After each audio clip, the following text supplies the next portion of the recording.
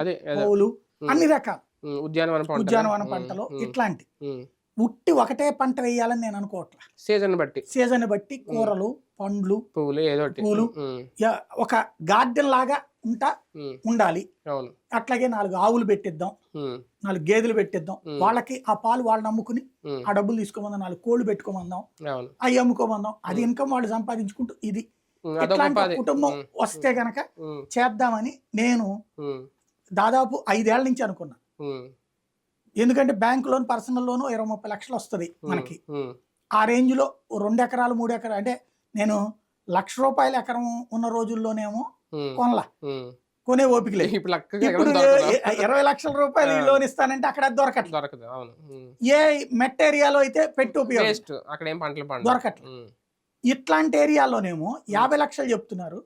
నేను 50 లక్షలు లోన్ పెట్టి తీసుకుందామంటే సస్టైనబుల్ గా ఏడాది పొడుగునా పోషించాలి. అప్పుడు ఏడాది పొడుగునా వాళ్ళకు 1,20,000 ఇచ్చి నేను సస్టైన్ కాగలనంటే వీళ్ళు ఉండాలి అక్కడ, ఉండలేరు. ఇది ఒక పెద్ద చర్చ. అది కనుక జరిగింది అనుకోండి,